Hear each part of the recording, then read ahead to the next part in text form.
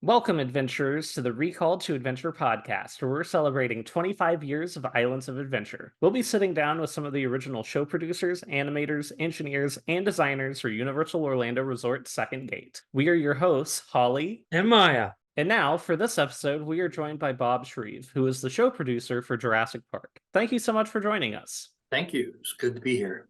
Actually, it was Isla Nublar is what we called it on the project.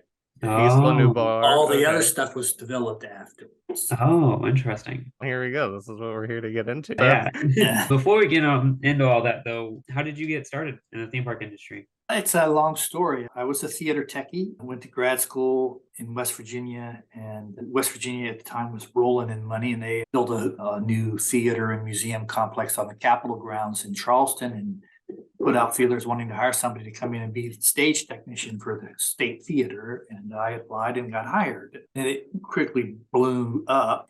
And I ended up having to hire staff and became a director of technical services and ran that, about 250 festivals and events a year, all kinds of stuff. And got burnt out on that really quick, went back to WVU and with under agreement that I could finish my master's if I stepped into a one-year contract to fill an empty TD job on their faculty. And I did that, finished my master's, and they just kept me on, and I taught at WVU for a number of years, and then burned out on that and went and did a project for the state of West Virginia, went back to the Department of Culture and History as deputy commissioner, and that ran all kinds of stuff around the state of West Virginia.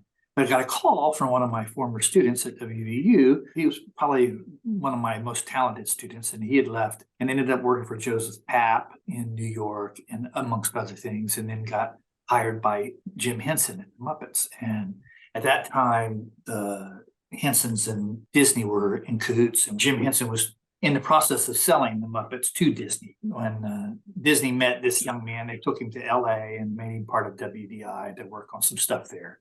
And he called me one day and said, Disney's hiring right now, and I could get a $100 bonus if you'd consider to interview for a job. And my wife and I, we had done just darn near everything you could do in West Virginia. So we said, yeah, we'll think about it. And we flew out and interviewed, and they finally hired me. And so I moved from Cottageville, West Virginia to LA and doing a project for Disney. And I was fortunate in the fact that the projects I got assigned to at Disney ended up getting built. It was called the Disney Decade, the 90s. And they were doing things in Paris. They were doing things in China. They were doing things in France. Well, not France, is Paris. Expanding the projects portfolios in Florida, and I got the Disney MGM Studios portfolio. We got to build Muppets, and then we did Sci-Fi Dine-In Theater and several other things. And when Paris opened, they had an influx of people come back, and you could just smell the handwriting on the wall that there's too many of us and not enough work. I was bouncing around from project to project. Finally ended up on Tower of Terror in the concept phase, where we had to prove the drop mechanism, which was a Otis elevator mechanism, and got to do that. And then the rumors just got riffed that they were going to have a big layoff. So Rodney King riots happened in LA. My wife said, I don't want to live here anymore. I'm leaving. Hope you come with me. So I went to my boss and says, lay me off. I hear there's going to be a layoff. Lay me off. They said, no, we're not going to lay off. And then following Monday, they laid off a whole lot of people. And I went into him and says, well, I asked you to lay me off. You didn't lay me off, so I quit. And I moved back east and was there for about a year, called Disney back and said, this ain't working either. If you had any roles for me on the East Coast, not the West Coast. So I ended up running show quality standards for Epcot for a couple of years, which was probably the best job I've ever had in my life. All you did was ride rides all day long, write reports, and do fun things like that. But then some of my former colleagues at Disney who were caught up in that layoff and other things, they called and said, look, Universal's doing this new theme park. It was actually Robin Reardon, who I hold in the highest regard. She called and said, look, I always thought you'd be a great show producer. Would you be willing to come here and be a show producer for Universal? And I said, yeah, if you pay me a stupid amount of money. And they agreed to pay me a stupid amount of money. So I went. There you have it. That's how I ended up at Islands of Adventure. Originally, I was hired to do Lisa's job. I was going to be the show producer for Seuss Landing, but then they decided that she would be better for that role and I would be better role for the Jurassic Park. So they switched us, and that's how I ended up where I was. And I knew nothing about dinosaurs. It was a great learning. That's quite a bit different than what you were doing then. The fortunate part is I have a strong technical background, and I taught theater technology, so that helps. So when the engineer said something, it wasn't just going over my head. I actually could grok what they were talking about, and we worked. What I really excelled at was translating creative intent into engineering realization. That's what the role I had at Disney for a long time, was basically be the go-between liaison. What he said was, what he means is, that kind of stuff. That really played well when we did Jurassic Park. We were building, we built 34 dinosaurs or something like that, animatronic dinosaurs. And this was before computers were just coming on board. That in animation, you could, so we had to, how fast you wanted to move, and you have to sit in a room with a bunch of ears going, I want to move that fast, and then try and quantify that. And that worked out really well. I mean, we did a pretty good job of getting the motion ranges and speeds and all that kind of stuff. You learn things like it's not acceleration that's hard, it's the deceleration that kills you. Things like that really helped. But then the safety rules kicked in, and suddenly something that was capable going 0 to 60 in 2 seconds was limited by software to only do it in 2 minutes and 4 seconds. Okay, so that was a learning curve. Since we are now on the topic of Jurassic Park, let's talk about it. My biggest thought is, why the decision to go based off the book rather than the movie that was being produced, especially for River Adventure, because that was based off the book rather than the movie. I can't really explain that, because the unique thing about Islands of Adventure is it was a sequel. All right. The River Adventure attraction in Hollywood opened in 96, much earlier than what we had done. And that was done by an entirely different team. And so basically, management knew that they had a long-term deal with Spielberg. And so he was listed as de facto executive producer for Islands of Adventure. They really thought that Jurassic Park was going to be one of the rock bottom anchors for the park. It was going to be the big draw. That's why they arranged the park the way they did. Is, you get the front gate, and then you walk around the lake, and Jurassic Park's all the way at the other end, because they figured everybody would go that far, at least. So basically, we inherited the attraction in River Adventure at Hollywood, and then we had to expand on that concept to do other things. And by the time I came into the project, they had already identified what they wanted to do, what the attractions were. You had River Adventure, you had Triceratops Counter, you had Camp Jurassic. You had the Discovery Center and its museum. And then there were 2 other attractions on the books for future expansion, because they really thought it was going to be a big driver.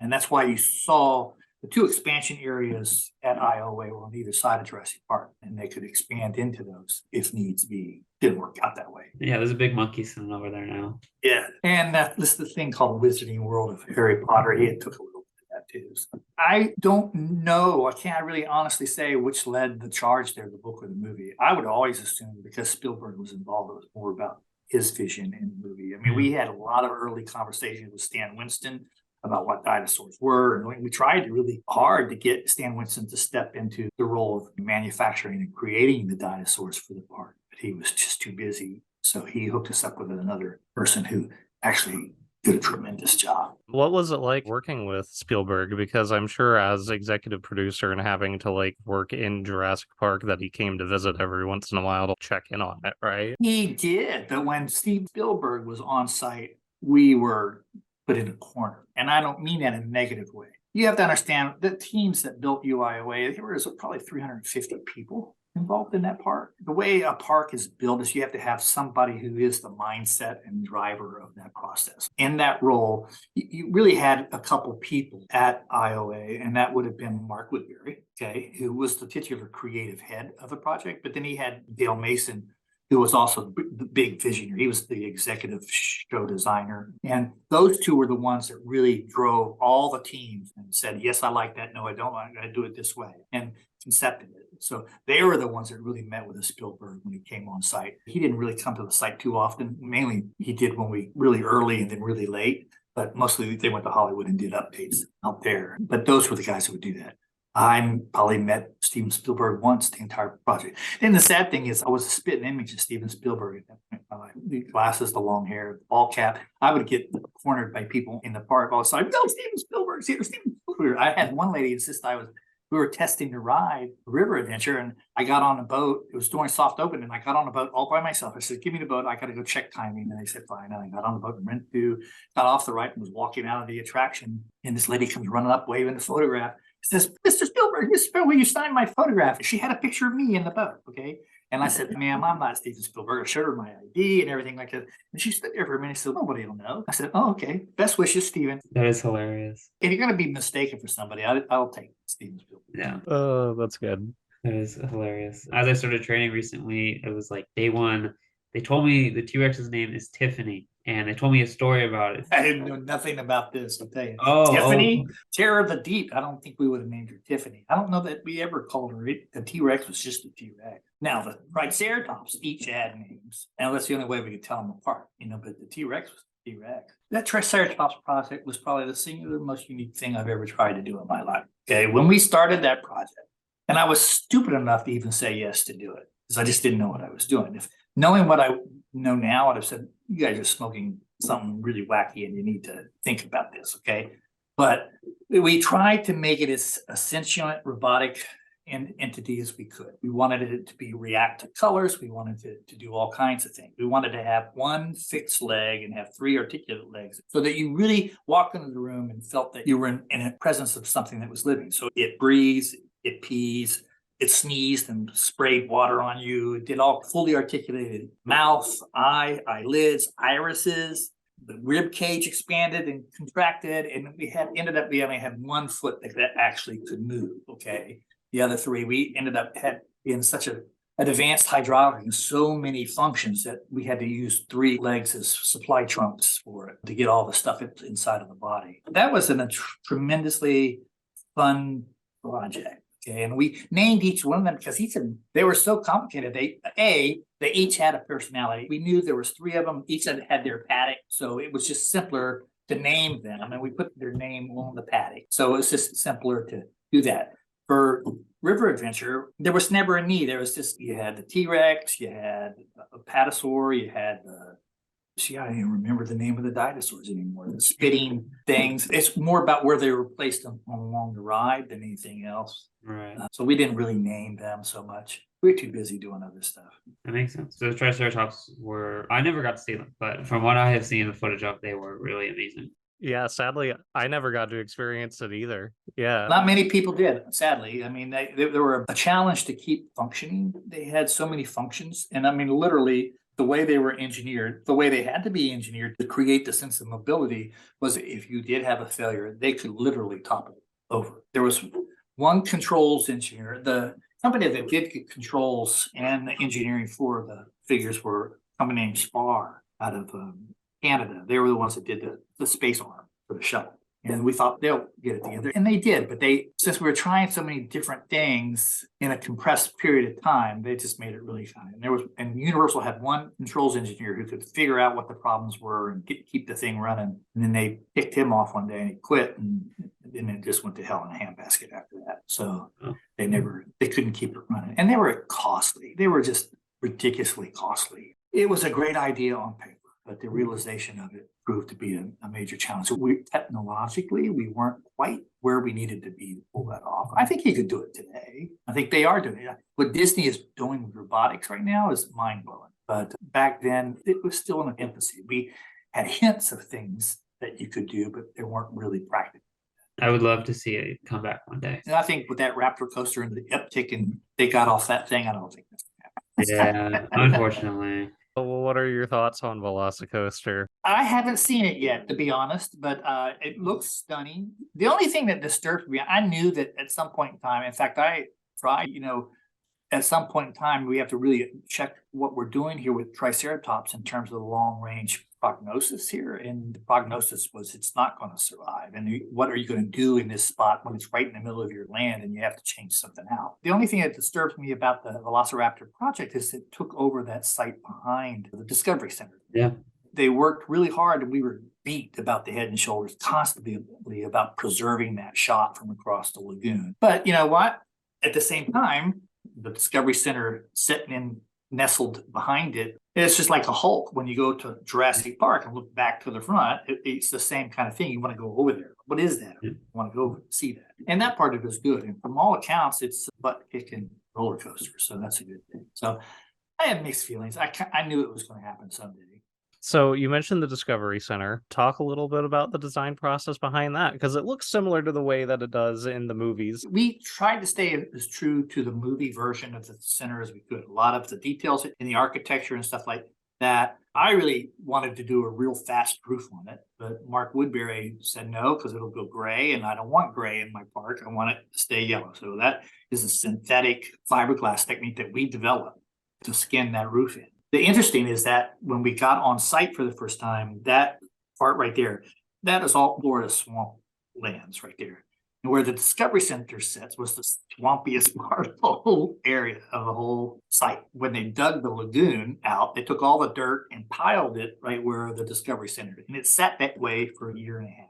And what that did was it forced all the water out of the soil, and then they just leveled it back down. So it was actually one of the last things we built was the Discovery Center. We stayed really true to it. We had a great design team. Eisterholt and Associates did the design for the downstairs and came up with all the concepts, and they were fun. I mean, we had a lot of fun traveling around, meeting different people, getting input into all that kind of stuff. Jerry Eisterholt is a very well-known museum designer, and he gave it that authentic approach to it, which was very interesting. I had a great team. I had a lot of fun. Yeah. Do you want to talk through some of those like mini games down there? Well, let's see if I can remember them. You're just now getting old. There's a quiz game, Bet Jurassic. Yeah, and we modeled that off of the Don't Know Jack or whatever. That there was a game show that was really popular. It was a computer game where you don't know Jack, and it was a game we all played. So we modeled that whole thing off of that, and we loved that. Then you had the Rockwell scanners. The funnest was the hatching raptor gag in the nursery. Finding somebody who would take that on, I think we got 90% of what we really wanted out of that thing. I mean, to come up with an eggshell that does it, but we finally came up with a tight enough seam that we could say, look, this one's getting ready to hatch. When we revealed it, we have a rotating turntable in that nursery, and I'll explain it that way. But that was a lot of fun to build. I still have dinosaur eggs sitting in my office here from just playing with all that stuff all the time. Triceratops, because what does Triceratops pea smell like? Oh gosh, and Smell-O-Vision and Smell-O-Rama was really big in the 90s. So you had all these manufacturers out there sending us, this is what we think dinosaur pee smells like. And and I'd have to be the one smelling that stuff all day long. Sometimes it was hard getting that out of your head. But what was the Drosaur, which was it's shaped like a stegosaurus with all these drawers of little artifacts. People really love that. And the Beosaurs, which were full life-size dinosaur, fiberglass dinosaurs. You can go in and look through a headset and they weren't scientifically accurate at all, but it was just really fun to see. They were cool. Yeah, they were a lot of fun to do that too. Yeah. So I was one of my favorite projects on that project. It was educational. You learned a lot about dinosaurs. Kids, especially little boys who love dinosaurs, they go in there and just go crazy. Skeletal figure in there of the T-Rex is the one from the movie. We got it and we glued it back together. On my first day of training, they took me into that lab for the Discovery Center, and they still keep all of the records of the velociraptors hatching and getting named. So like back to opening, they still have all of those. That's cool. That's very, very cool. That would have been a fun job to have, or it is a fun job to have, I'm sure. Well, they're in air conditioning all day long too. That's good. Truly. That plus being Taylor from the Global Discovery Group, probably like the two best jobs there. Yeah, over on the Lost Continent side. Yeah. Anytime where you get to act a little bit, I think it's amusing and fun. Oh yeah. So. Anytime you can be somebody you're not, that's always fun. Yeah. Let's move over to Camp Jurassic. Where did the idea to have a playground style structure come from? I think it was demographically driven. I mean, when you look at the park, we tried to tailor each theme to address the broadest demographic. We had the Discovery Center that would engage youth, but at the same time, it wasn't a large capacity. And we wanted something that would really be a sense of discovery. Mm-hmm. One of the big mantras at Universal's Islands of Adventure was discovery. We tried to create winding paths as much as we could off the main path so that you could find your way around and have discoveries all the time. As the project advanced, budget cuts wiped out some of that, but some of it's still there. Camp Jurassic was already on the books when I showed up, so I don't know why they decided to do it. I just know that Jim Wood, the production designer who really drove that thing, was anally attentive to detail and really got into it. And he loved the lava pools, and we mocked that all up, embedding the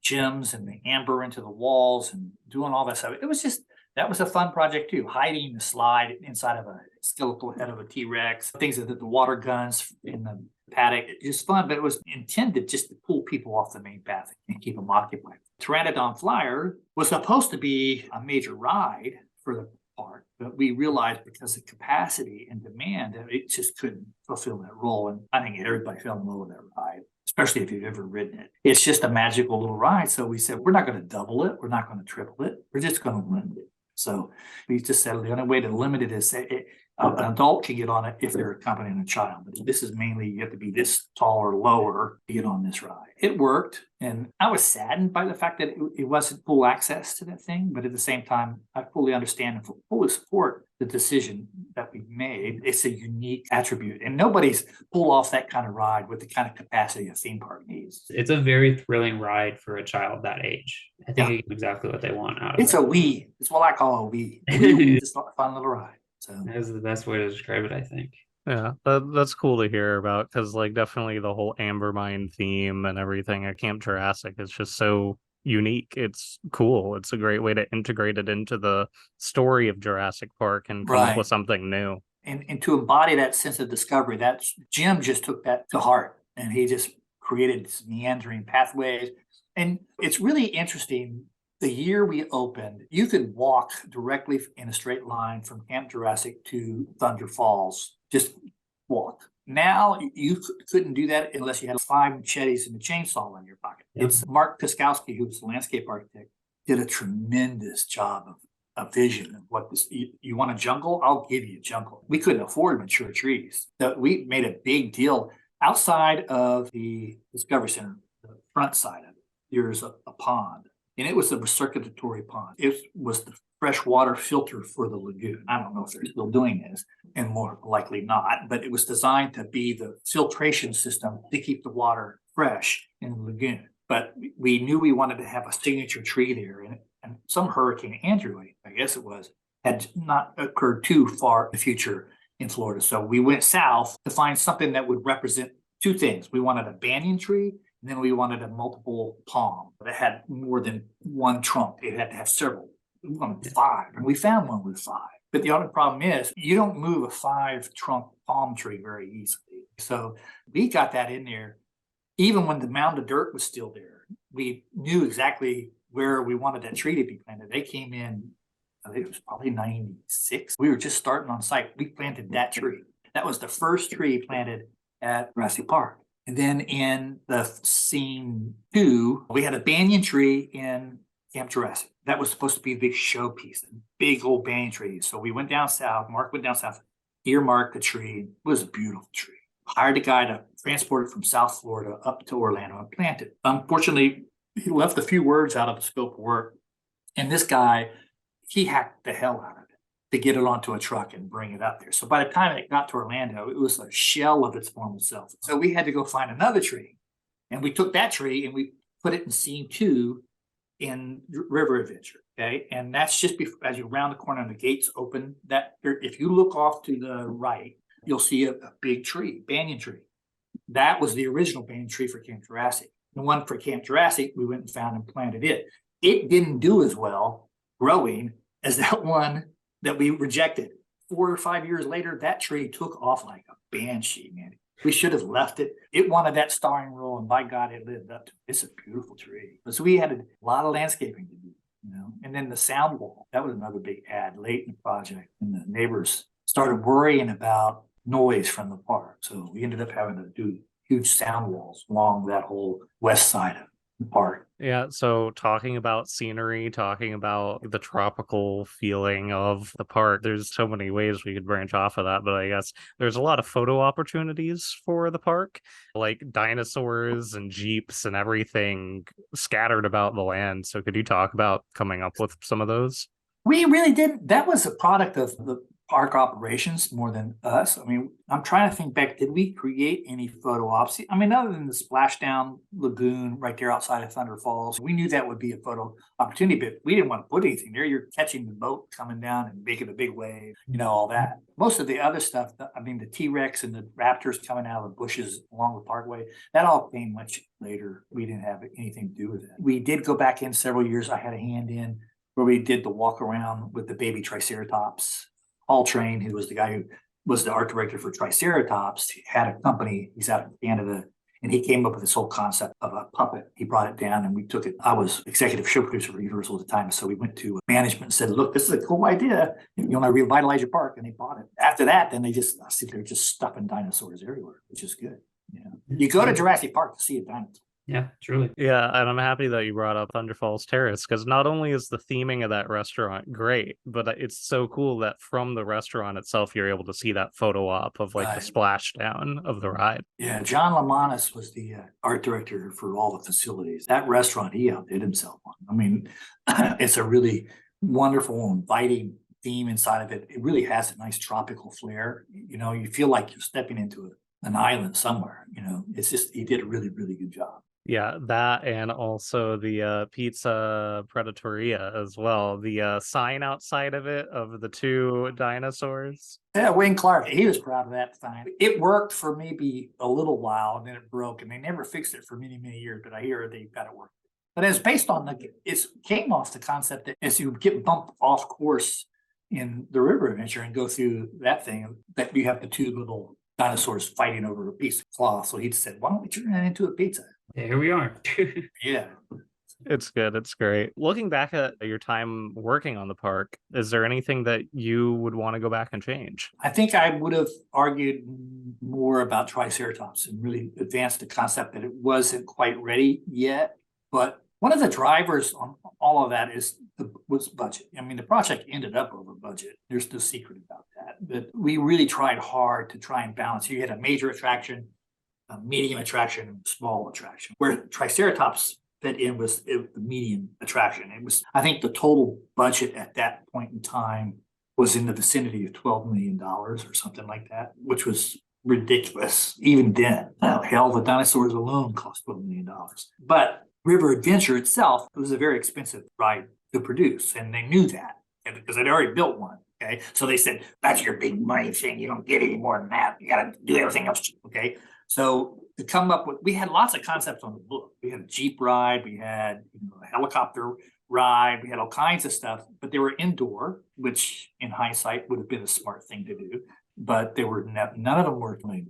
And then it turns out Triceratops wasn't either. But that's neither here nor there. I would have pushed back a little harder on that one in hindsight, but at the same time, I treasure being part of that process and development. It was quite a unique challenge. And speaking of those budget cuts, especially River Adventure specifically, was there anything that kind of like really hurt it? Because I know even compared to the Californian one, it still wasn't like as big to the degree as that one was. So what kind of shaped River Adventure to make it what it was? There was a couple items that they wanted us to leave it alone as much as possible because they didn't want to have a budget variance. They understood the cost rigidly.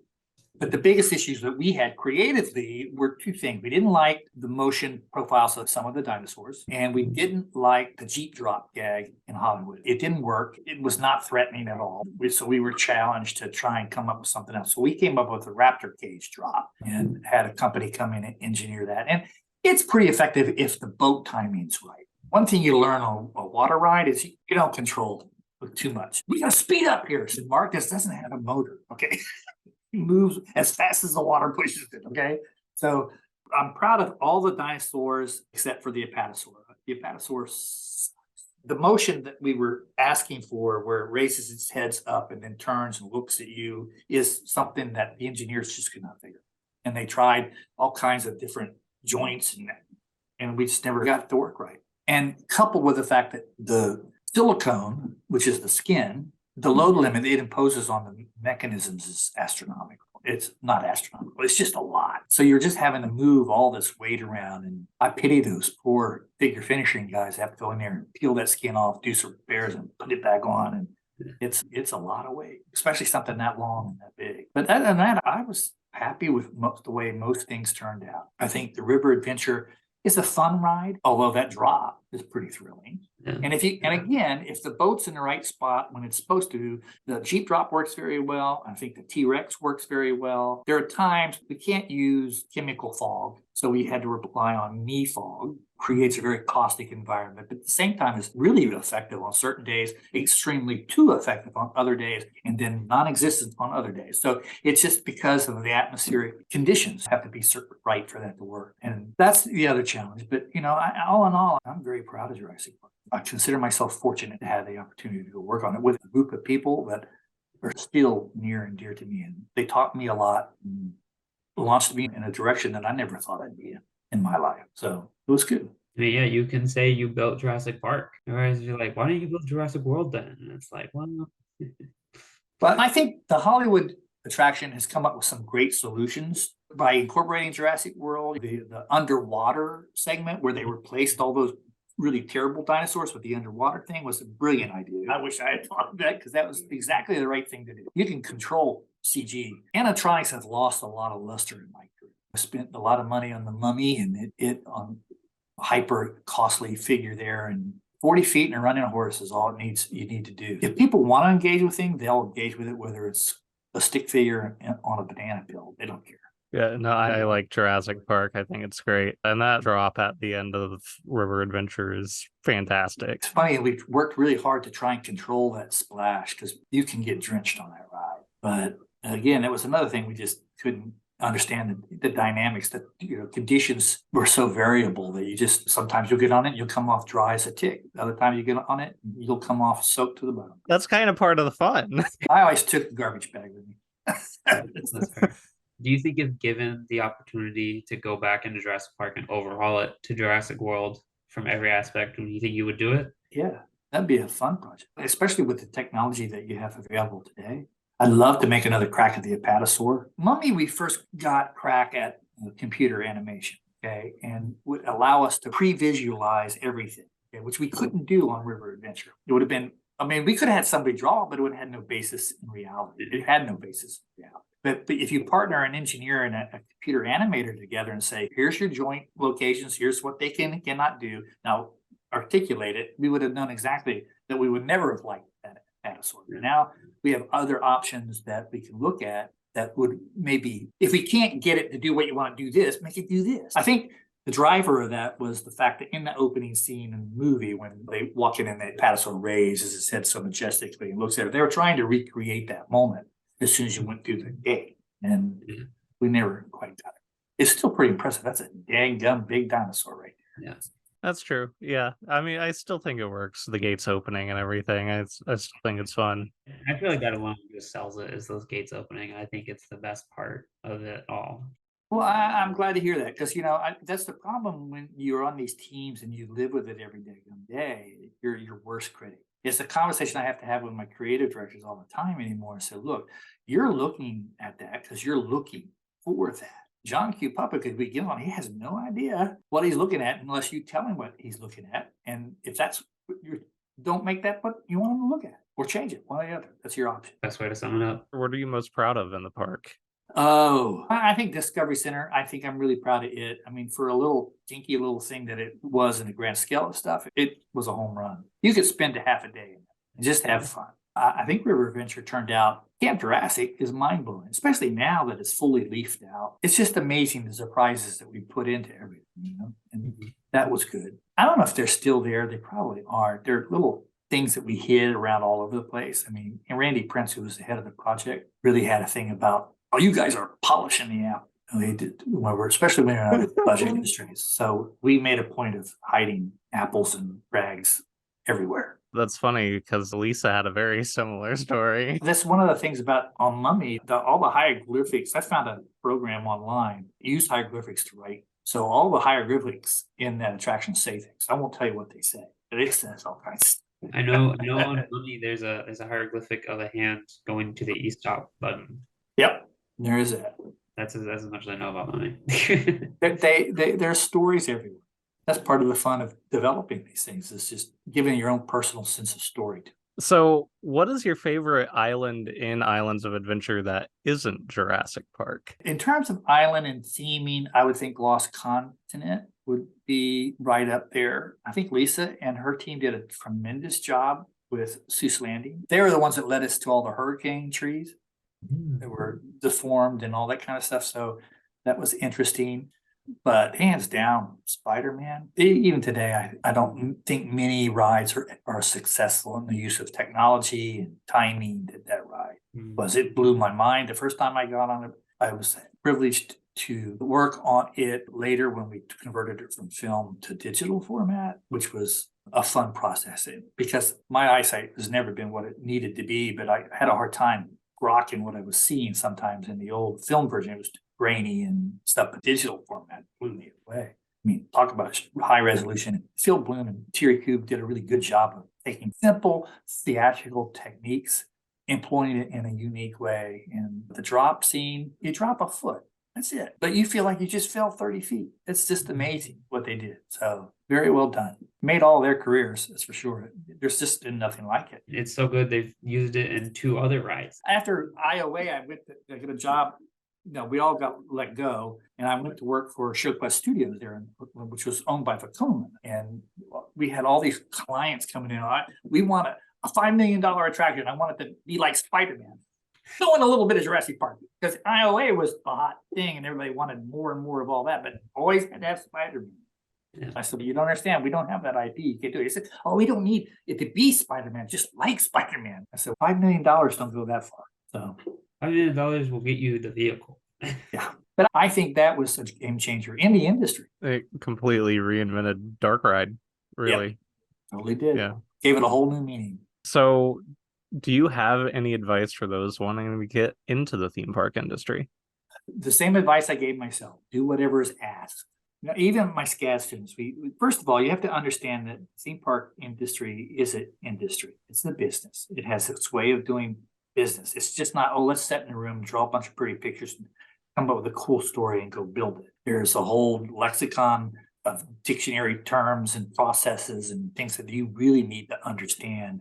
And I would encourage you, if you want to go into this industry, go figure that out. Okay, find you a good program. UCF is starting one up. SCAD. SCAD's program is more centered on conceptualization, which is what SCAD's hallmark is. So that I don't blame them for that. You need a program like UCF where they can really put engineering students and writers and artists in a room together and make it a truly collaborative process. Okay. But then learn the terminology. I mean, I started at Disney. I was 40 years old, and I went in there. And I've been doing theater and entertainment for 20 some years up to that point in my life. I walked in and sat in my first meeting, and I understood every third word.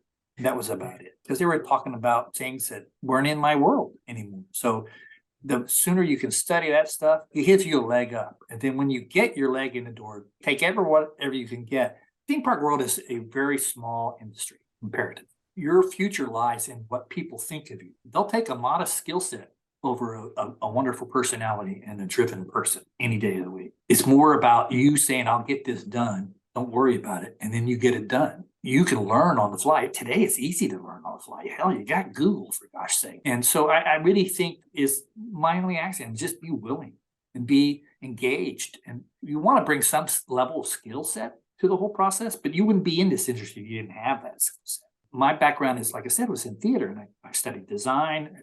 I used to draft and do all kinds of stuff. I haven't picked up a pencil since 1985.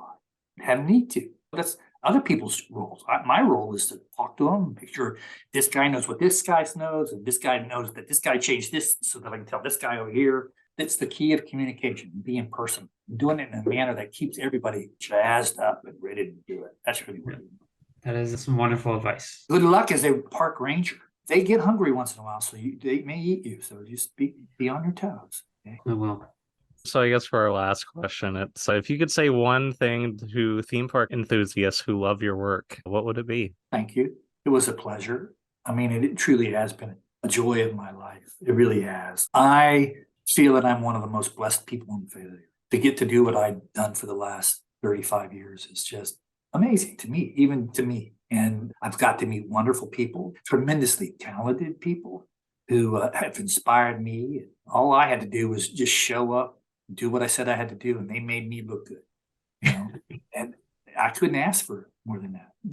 You always felt guilty when people say, oh, you did such a great job. It's not me that did a great job. It's we did a great job. And the secret to this whole process is to do it in a sense of harmony and focus. And if you can't achieve that, then walk away. But that is truly the nature of collaborative design. But thank you. I'm glad everybody likes it. Thank you so much for talking with us. It's been great.